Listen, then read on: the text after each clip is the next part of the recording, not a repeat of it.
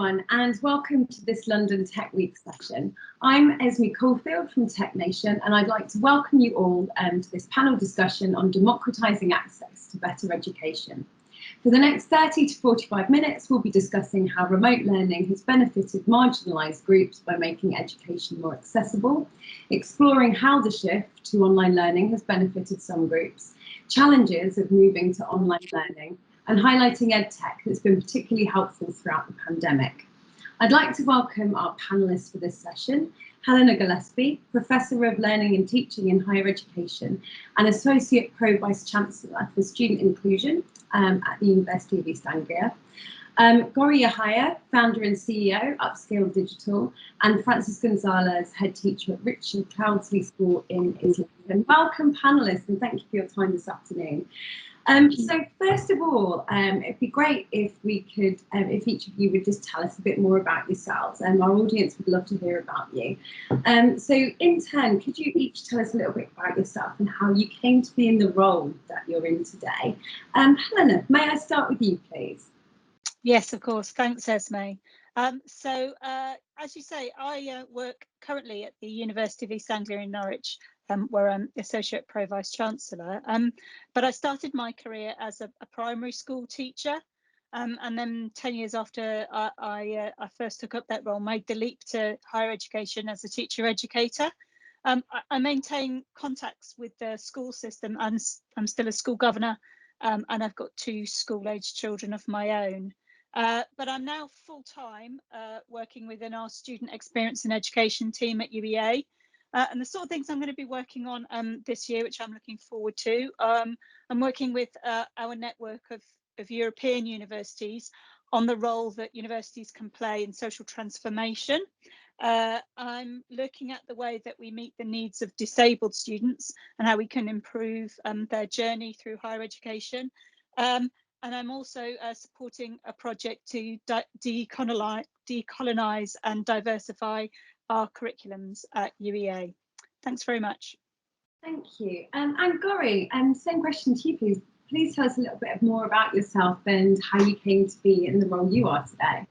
Sure, thank you, Esme, and thank you so much for having us here. So my name is Gori Yahaya, so I'm the founder and CEO of Upscale Digital.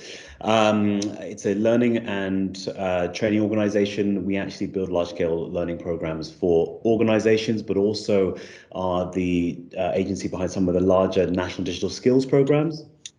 So our programs are focused on creating greater access to learning for those individuals that really do need the skills to be able to enter the labour market and hopefully thrive within it as well.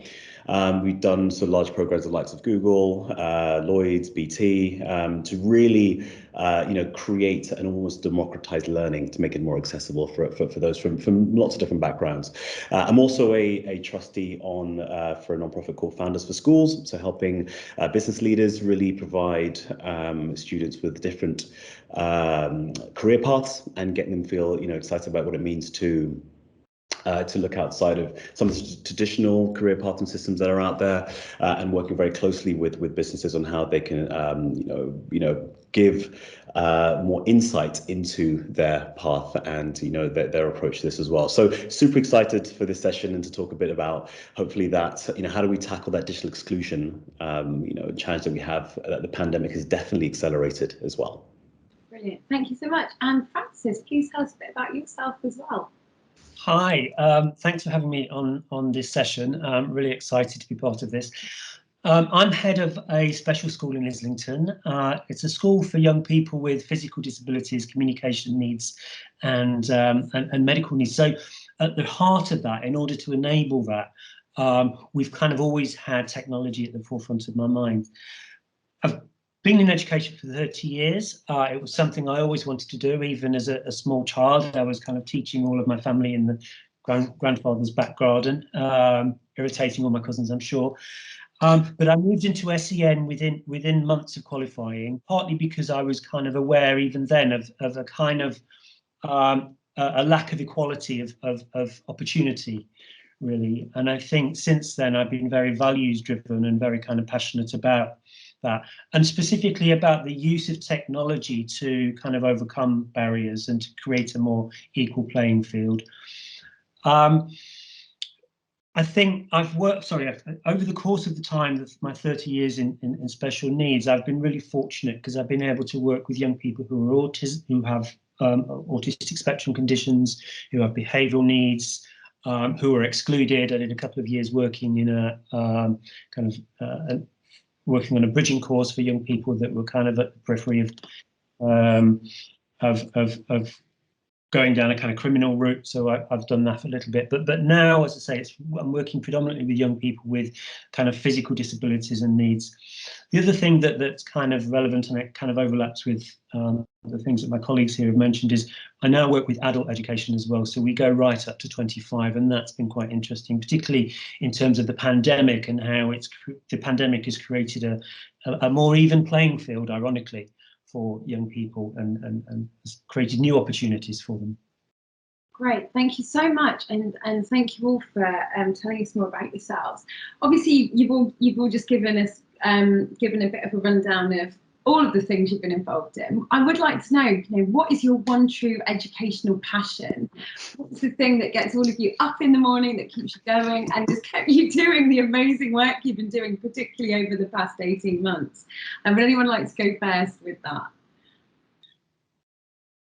Oh, I'm happy to give it a go, and I think yeah, that sort of resilience that we've had to show over the past 18 months, you're absolutely right about that, and you've got to have that motivation. I mean, for me, I came into education and teaching because I like learning. I think good learners make good teachers, and so I think you are able to support people, but the motivation is your own kind of curiosity. And I'm really fortunate that the job I do at the moment gives me opportunities to research, to write, to work with people from all over the world. And that's the thing that keeps me curious, keeps me learning, and keeps me engaging, is that idea that, I come to everything with that open mind. And I think that's why I've ended up working, within sort of diversity, equality and inclusion, because you've always got to bring that open mind, because you're always learning about other people's experiences. So I hope a little bit of that also rubs off on the people that I teach and interact with as well, that kind of openness, because, I want to keep learning, forever, really. Thanks. I think for me that the passion really comes back to that kind of equality opportunity. But since I remember back in the early 90s using HyperCard on a Mac to create digital lessons, but using technology, as I say, to overcome barriers, to remove barriers, specifically around physical disability. But in a really meaningful way. So just in a kind of practical way. So we've been working on using technology to create a sense of community for what would otherwise be where we would otherwise struggle, because our students come from 14 different boroughs, so they come from the whole width of London. So technology there can play a real part, and that's what I'm particularly interested in. It's about using technology to transform lives in a kind of really authentic way. And I think I'll jump into mine. So I didn't mention I'm a serial entrepreneur. So this is my third startup, and I love to challenge myself on new things. And for me, very much in the same vein as both Helena and Francis, is I am fascinated by how we learn and how humans like to learn, and the opportunity that learning can give you in living a better life, and also getting access to either the job market or generally being able to thrive in the world we live in at the moment. What also fascinates me and what gets me really excited is how the digital world is moving at such a rapid speed that even for us to keep up, it's quite challenging. And I feel it's a challenge that we are creating the challenge for ourselves, but also needing to make sure everybody else can come along on the same pace. And for me, what does get me excited is about helping people to almost kind of harness the power of their own learning journey by keeping themselves up to speed with what the way the world is moving, creating more opportunities, new tools, new startups, new products, and also doing so in a way that's inclusive. and it's a really important area for me, which is ensuring that as we continue to grow, we're doing the right thing for society by letting everybody be able to participate and thrive in the society by creating that inclusive environment, not just in the workplace, but in society in general. So that I wouldn't say it keeps me up at night, but it keeps me very excited by what I do on a daily basis, that's for sure. I think that's a really interesting point, Gori, actually, because as a teacher, as an educator, I'm very mindful of the fact that not only are we teaching children to exist in a world where we may or may not have the skills that are required because of the pace at which society is moving, but we're also teaching children to have access to vocational opportunities that may not even exist yet. Mm-hmm. Which I think is fascinating and definitely keeps us on our toes. Yeah, new jobs have been created, you know, and there's a lot of us there's a lot of things for us to keep in mind as we're trying to, you know, create more accessible pathways into the labour market. And, you know, for us as educators, you know, the system in which skills are delivered at the moment has needed to be reviewed and rebuilt and rethought of. And I hopefully we'll talk a bit about that as we go through, but definitely something that, you know, that we can unpack as much as we can in this session. Well, do you know what, that actually leads us very neatly into the next section of questions, which is really asking you all to give a bit of an overview of your experience of the past year, and particularly, you know, increasing access to education and opportunities is always hard, even pre-COVID. But I'd love to know what challenges around this that the pandemic's really highlighted for you. And Gori, may I ask you sort of this first, because I know you've got interest in digital exclusion particularly. Yeah, so if I get this right, you're asking about the challenges of the last year that we faced. I think it's been a really, it's been a game-changing year for education. You know, absolutely. I mean, I've always come from, especially with upskill, from an approach of wanting to almost rethink about the system to make education and learning more accessible, especially for adults who may have left education in an early year or so later down the line.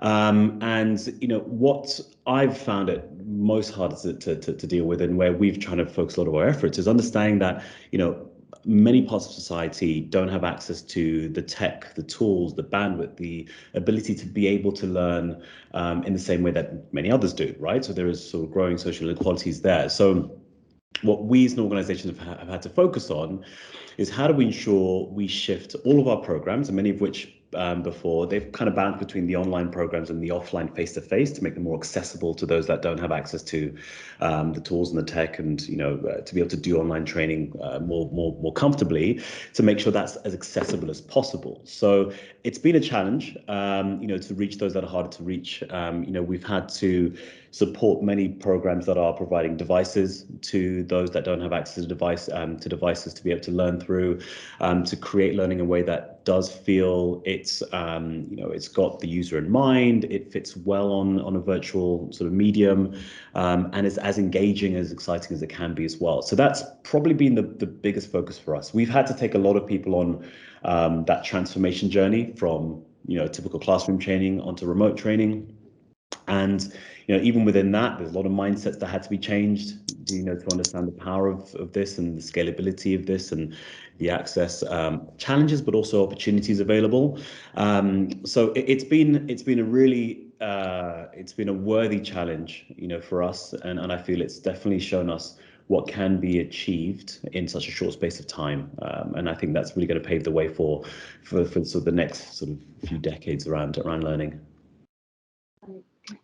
Esme, is it all right if I ask Gori a question based on that? Because I'm really interested in the fact that you are engaging with that idea of online learning as your medium and so on. So obviously in my world, in higher education, we were already on that journey into blended learning before the pandemic hit, but goodness me, we've had to speed up our direction of travel with that.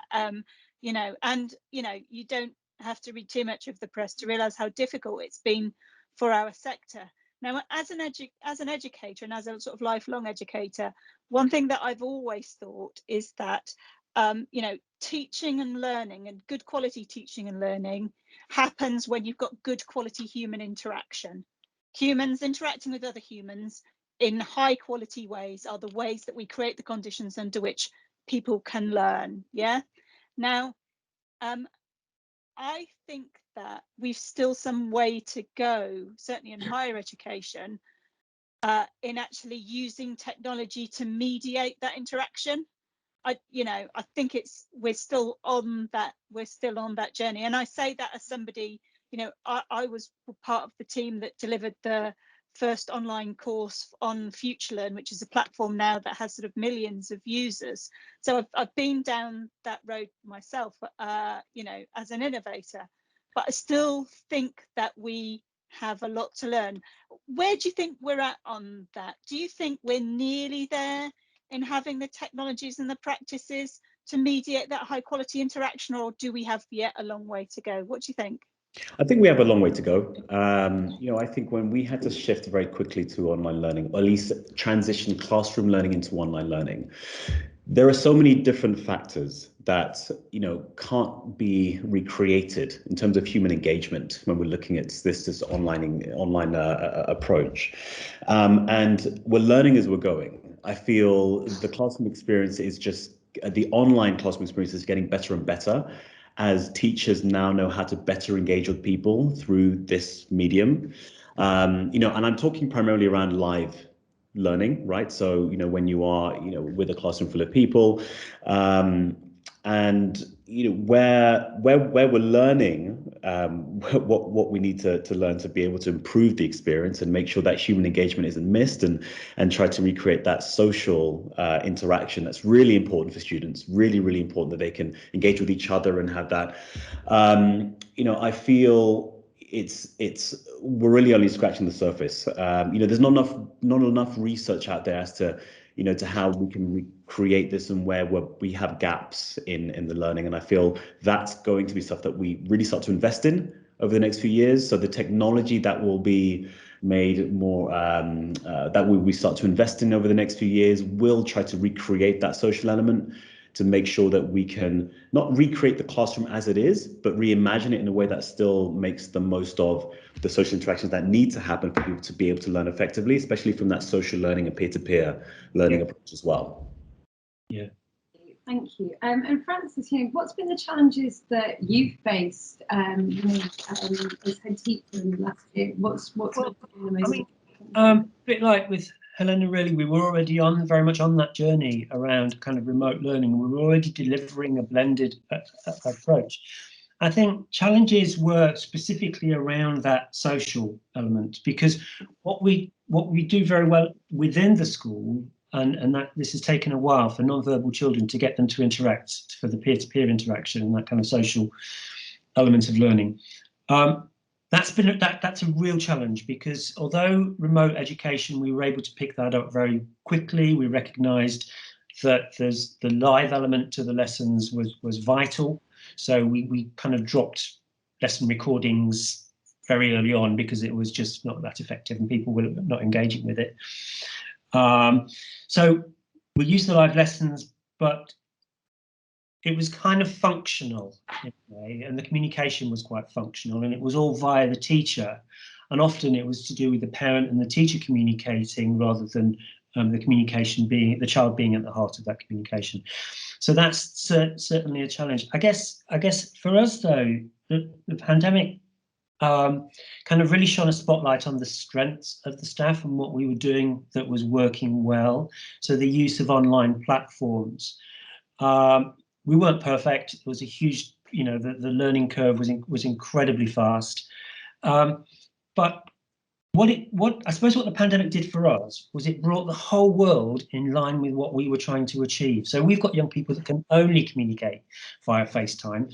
The telephones or text messages just don't work for them, and they might communicate through facial expression or through BSL, and which obviously FaceTime is important. So the whole world saw the urgency and the kind of vital online platforms and online communication was. So for our students, it was really refreshing.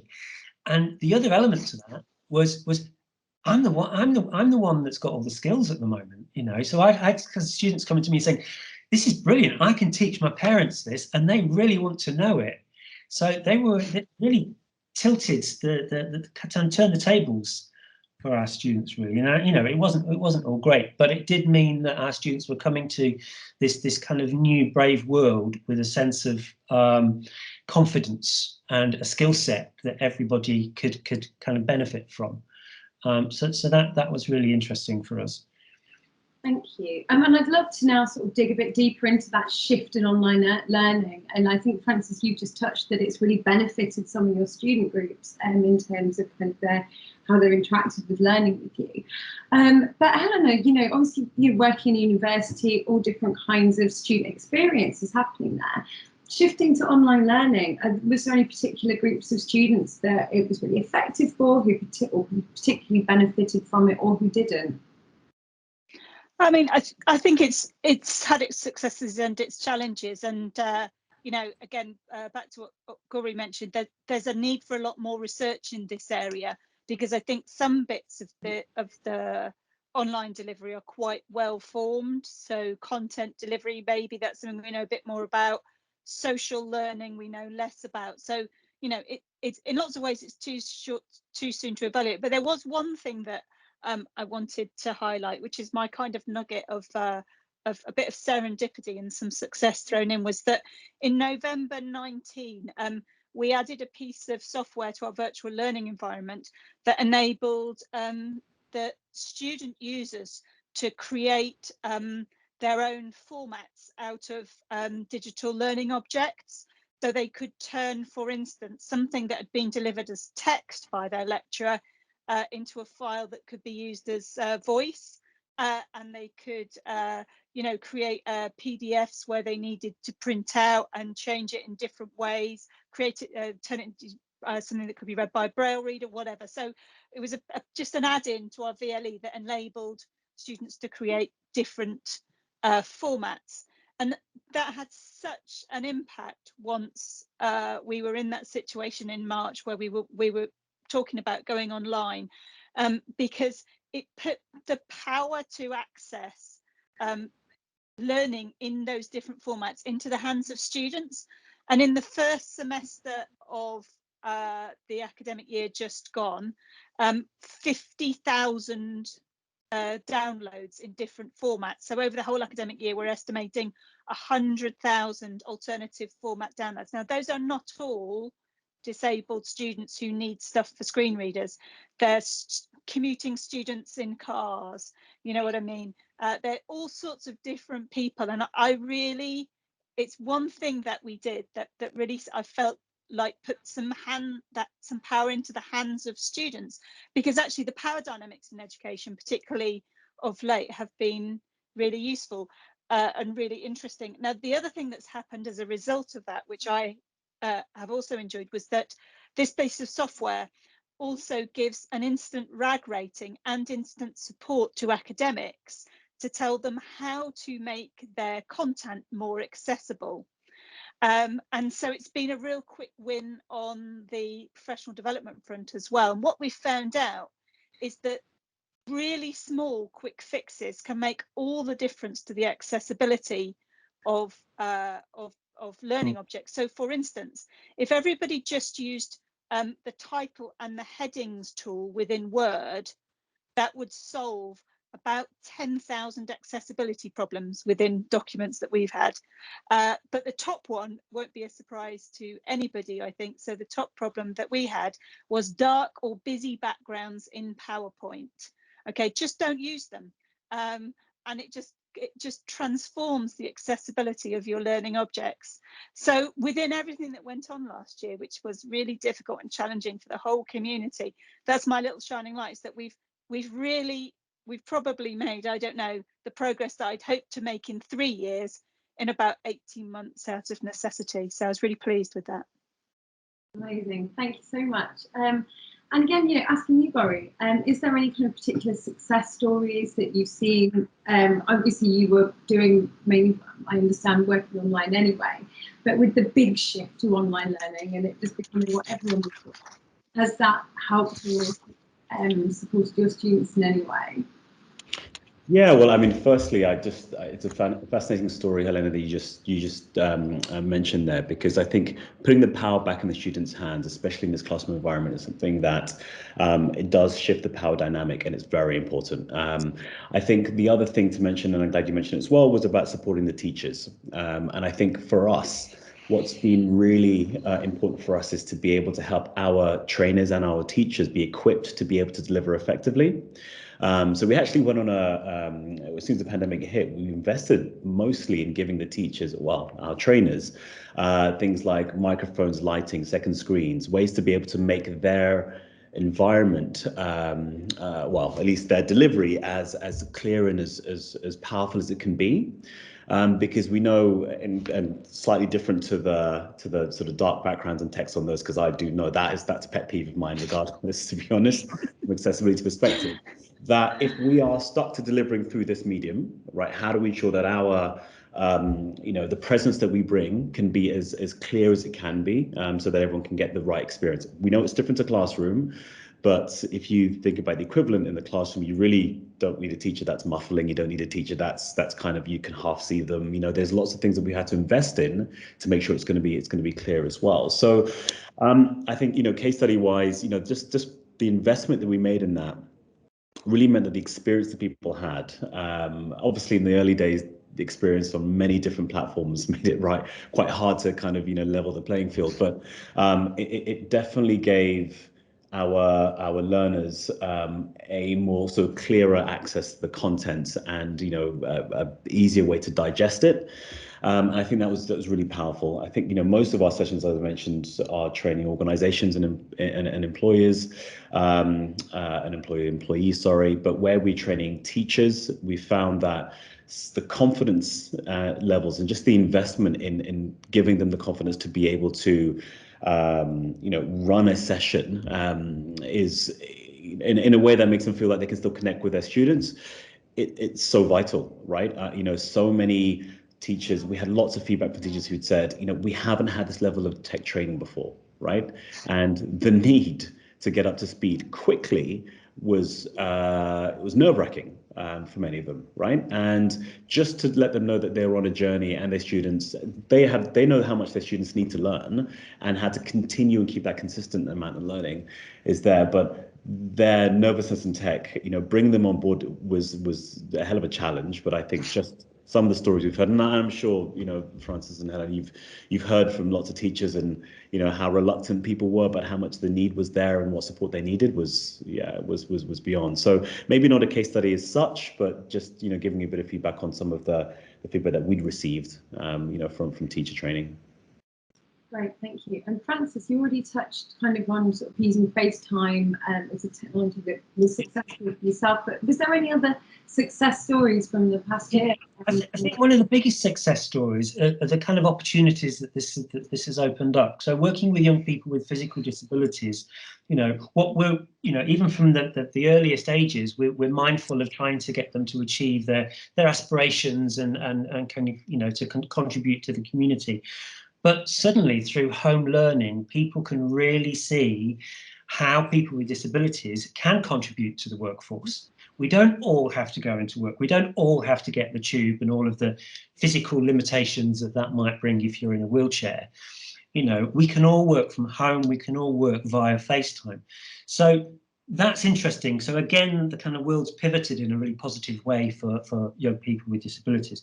So we've been able to think about that in terms of the curriculum, mainly for the older students, but to think about these kind of new opportunities and how they, yes, you can be a coder, but you don't have to, you don't have to go to a head office and take public transport to do that, which would be a limiting factor in making a choice of a job. So, I think it's interesting. Right, thank you. I'm mindful of time, but one thing I do want to ask about success stories. Was there anything from either of your experience that perhaps didn't work so well that you've tried over the past year? I know one of the things that's coming out in the conversation is online learning can be great, from a teacher communicating, but what about the social element, for example, or any more practical things like lack of access to devices or Wi-Fi? Were there any sort of particular challenges that any of you came up against? I think for us, and that kind of all of the other stuff outside of the lessons and the remote learning, meetings and the interaction between staff that enriches what goes on in the classroom.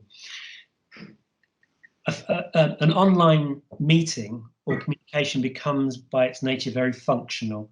So you don't have that chat in the corridor, as you know, at those kind of water cooler moments where there are some real gems that come from those sorts of interactions. So, but you're not having that if you're switching on, you're logging on at 4 o'clock for a 4 o'clock meeting and you're logging off at 5 o'clock, and you've done what you needed to do. The business of the meeting has been agreed. And I think we've lost a lot in terms of that. And I think also in terms of mental health around that and support for colleagues. You know, you don't get a sense of where people, parents, students and staff are in terms of their own well-being from an online meeting. And I think that's a shame. And I think that's something that we need to think about moving forward.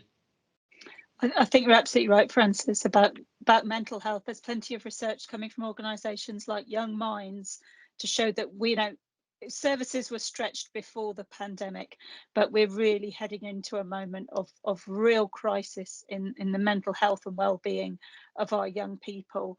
You hear a lot about how we can't afford to improve services, and we don't have the money to do this, but there surely can't be anything more important for us to recover, as a society, than support the well-being and education of our young people, who are the people who let's face it, it's the kids in our classrooms, it's my own kids, in their schools and their generation that are going to be picking up the bill for everything that's happened over the last 18 months. Surely we should invest in them now, and a lack of willingness to invest in them now seems to me to be very short-sighted. So it's a slightly political point, but I as you've mentioned mental health, I really think there's a real need, and it's a major concern for me as an educator, as a school governor, and as a parent at the moment. There can't be a bigger priority.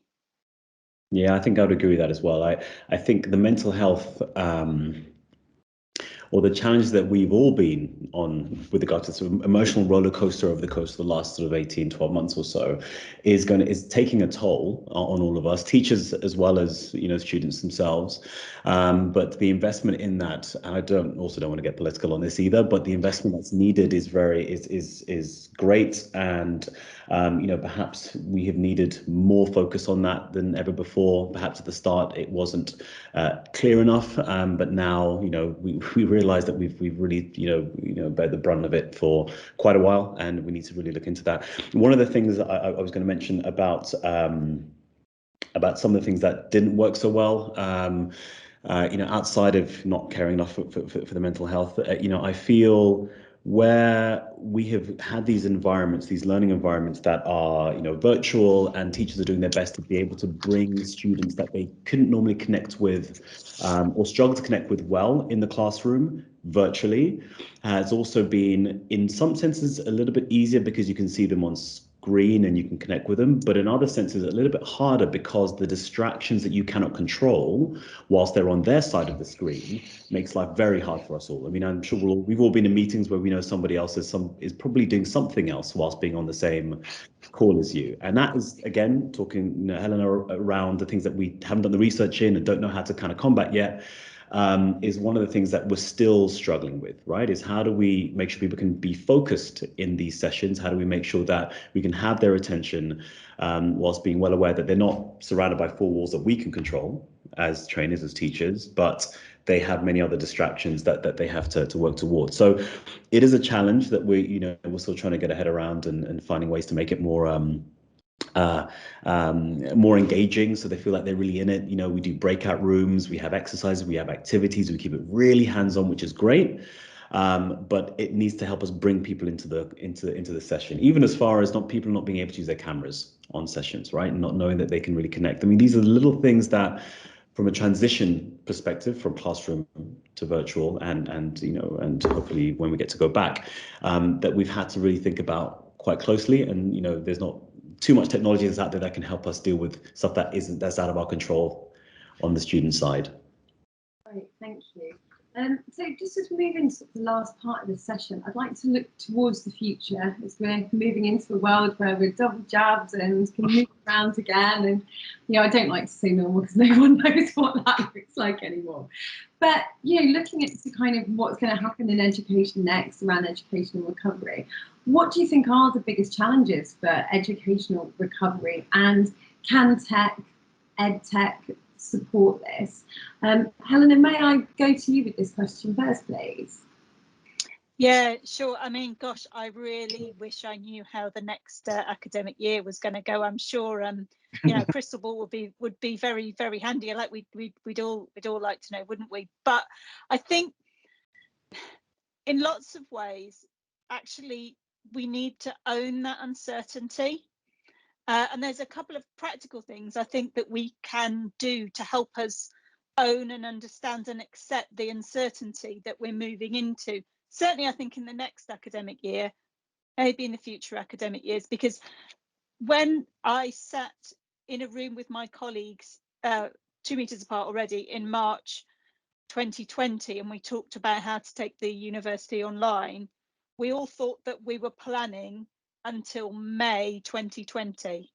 If you told me that I'd still be sitting in my spare room now, you know. Anyway, so let's embrace that uncertainty. I think we need to do two things. So the first thing I think we need to do is not forget what we've learned.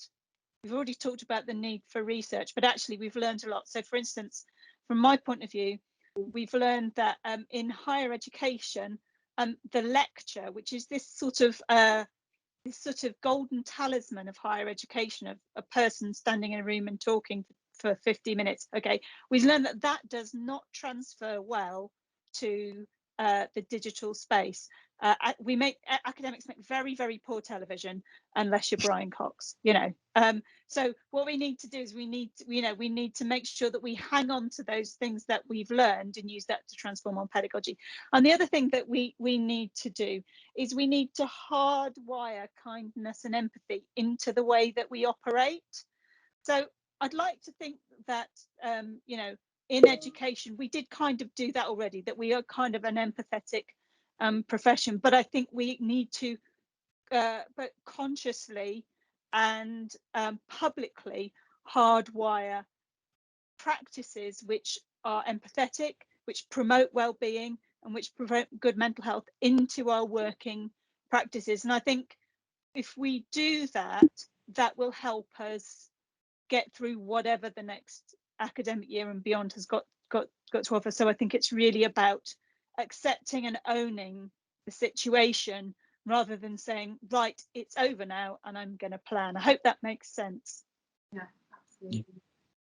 Francis, may I ask you, because obviously you're probably looking at transitioning back to Yes. so what are your biggest challenges, and how can tech perhaps continue to support? I think for me the biggest challenge is maintaining the level of I think within the school and within education, I think there's a momentum now about this. You know, we've seen the value of this and we've seen how it can transform lives, but I think beyond that, I think we need to make sure that there is that sustained level of investment. I think, you know, we've given all of our kids laptops, and I know the government have distributed laptops, and all sorts of organisations have done the same. But we're not talking very high spec pieces of kit, and I think that's the right thing. But they've got very limited lifespan. You know, so for us as a school, in 18 months' time, we won't be able to afford to rebuy everybody a laptop. That was a kind of one-off for us. And what I wouldn't want is for the powers that be to move on to the next thing, because this no longer grabs the headlines, and for us to be left with a will and a vision around the use of technology to create kind of inclusion in terms of access, but for us not to, for no longer to have the means to be able to provide that. I just think that would be really, really sad. And Gary, what are your thoughts on? I want to pick up on what Francis said. I think he's just given a really clear example of what, you know, a school will have to go through, not being able to buy back those laptops, not having the devices for all students to be able to progress. So essentially keeping digital inclusion at the heart of this is very important. We know that there really have been growing social inequality there with regards to access to tech, access to broadband, access to just enough bandwidth to be able to participate in the classroom or the digital classroom. So ensuring that the government can really, or at least organizations can feed into this from their social responsibility programs to provide more access to the devices and ensure that everyone can participate at that level. The other thing for me, and we've recently just won the Department of Education's Skills Bootcamp bid. So we are running the fully funded skills boot camps, which are focused on digital marketing and data, is getting more programs that create more access to learning that is fit for the future of work. And I think if there's anything that's definitely changed in this period is ensuring that even university, college curriculums are changing and adapting quickly to the needs of the labour market. And I'm really hoping that that can be something that continues, because we need more educational institutions, more platforms, more programs that are fit for the future workplace. And that's definitely a challenge that I think is thankfully being looked at properly. More organizations like mine and many others that are really trying to create easier access into skills that are needed by employers, and that's hopefully what this shift will do for for the labour market and employment moving forwards. Brilliant. Thank you. Well, unfortunately, I would love to continue this conversation because there's so much more I think we could draw out of this session. But thank you all so much for all of your insights and your experience and your time today. And thank you to everyone that's been watching the session, and enjoy the rest of London Tech Week. And once again, panelists, thank you all very much for today. Thanks very much. Thanks, everyone. Bye-bye.